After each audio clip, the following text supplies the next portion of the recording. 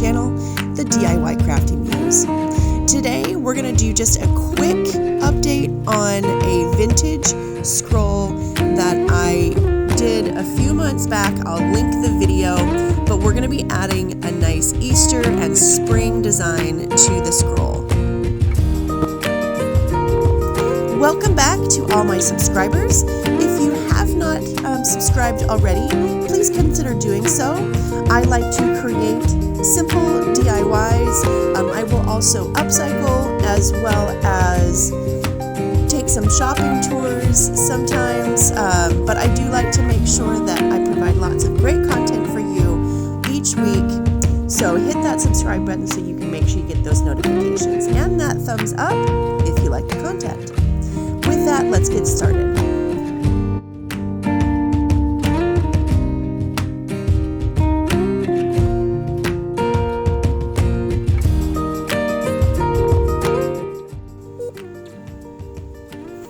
If you have not seen my vintage scroll video, which I've linked above for you to go check out, I found this incredible vintage spool.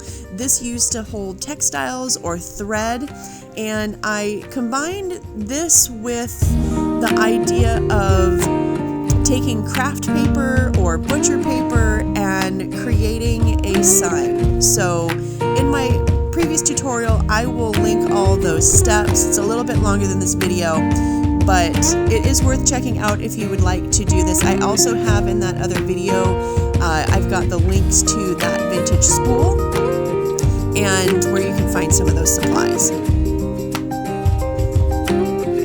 The concept really is that you can add multiple holidays or multiple designs to this scroll so that you can just wrap it up, as I was doing in the previous clip.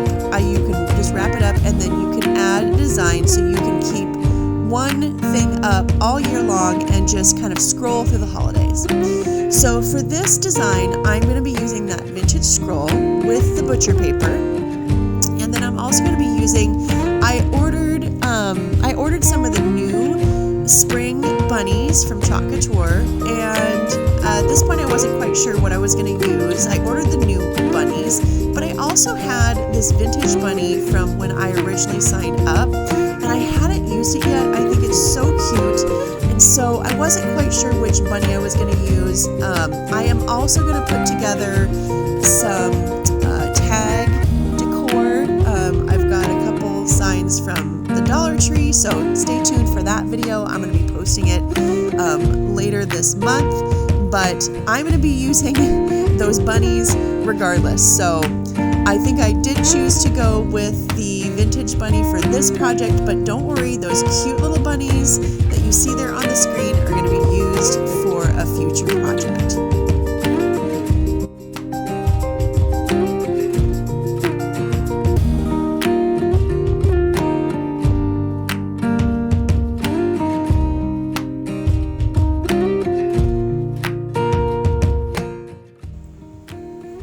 So as you can see, I did go with that vintage bunny. Now that I've got this open and I'm using it, I will most likely come up with another project around the house, or I'll make something for a friend.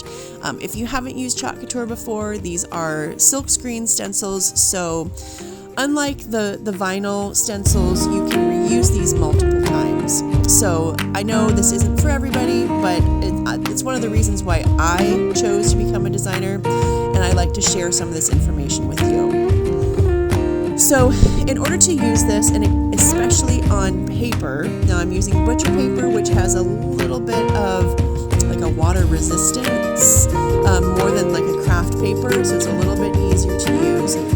So for this, you're going to want to, because that silkscreen stencil is sticky like a sticker, you want to do what we call fuzzing it. You want to just make sure that you try to get some of the stick off of, sorry if you can hear my dog snoring in the background, you want to get a little bit of that stick off of the sticker, so that way when you go to pull this up, it doesn't tear the paper at all.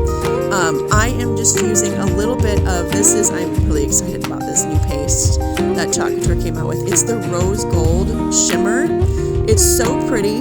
I didn't even think about when I did this the fact that it's going to be so muted against this brown paper. So I like to keep some of my mistakes in so you can see the process. So although up close I can see the design, and you can probably see a little bit of that design too, it just wasn't popping off the page. So the other beautiful part about Chalk Couture is I just decided to go, okay, well, we're going to let this dry, and once that's dried, I'm going to go right back over it. So it's very easy if you're working on a chalkboard or another surface. A lot of times you can just remove it, with some water. Because this is paper, not as easy to do to remove, but I simply put that silk screen stencil right over where I'd already put that rose gold shimmer paste, and now I'm going to use a little bit of chalk paint. I've done this in the past. I do use chalk paint sometimes with my Chalk Couture stencils. I will tell you, just as a disclosure, it works just fine. You can glass etch with this, but just know that sometimes the chalk paint, I don't know, I think maybe the pigments in the paint are a little bit stronger. It can stain your stencils a little bit more than, let's say, the chalk paste. So just beware if you use different things with it. The etching cream is just fine, but the pigments that are in the paint sometimes they adhere a little bit different, and so you can get it out of the silk screen part, and that's the most important part. But sometimes around that design, you'll have a little bit of the white marks. But so similar to the chalk paste, this paint works just the same. You apply a little bit and spread it on nice and evenly using that squeegee, and then you're just going to kind of remove some of that excess and make sure that that paint or paste, whatever you're using, goes through the silk screen part, which leaves that design. Next, I'm actually going to use a little bit of my rose gold and put a couple, dabs here so I can get a little bit of that rose gold shimmer to come through. So just enough so I can see a little bit and make it, but still have that white paint, make it pop off the page.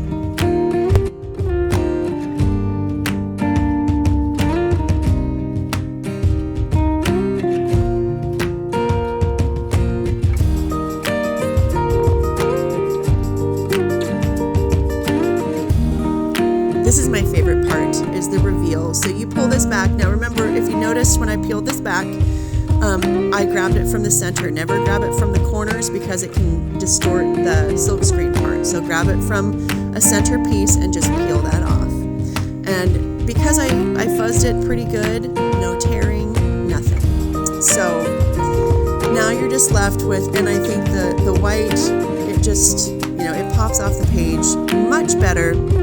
I am going to go back with a little bit of my rose gold, and I have a little bit of a green shimmer I'm going to use as well, but I'm just using my squeegee as kind of a line. I'm dipping it right into my chalk paste and creating a line almost like a hillside, just a subtle hint of color that makes it look like the bunny is sitting on just a little mound of grass. Not too much. You could use a paintbrush for this if you want. I was just dabbing. I wanted to have a little bit of texture on the design as well. Later on, I also go back and I add a little bit of pink to the bunny ears, the bunny tail, and a little dab on the bunny nose.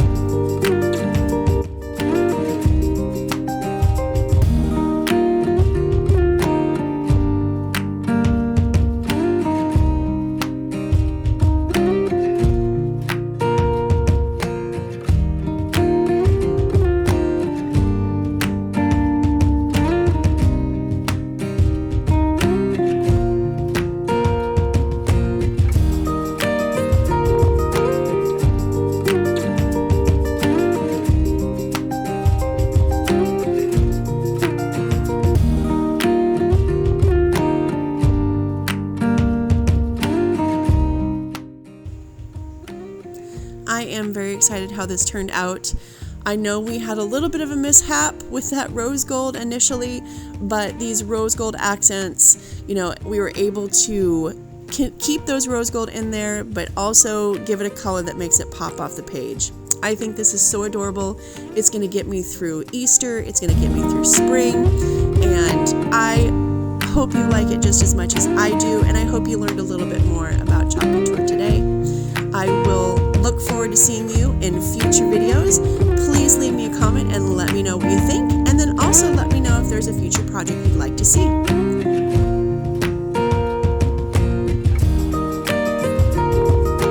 Thank you so much for watching. If you haven't subscribed yet, please consider hitting that subscribe button so you can see future videos. I look forward to sharing more content with all of you. Have a great day.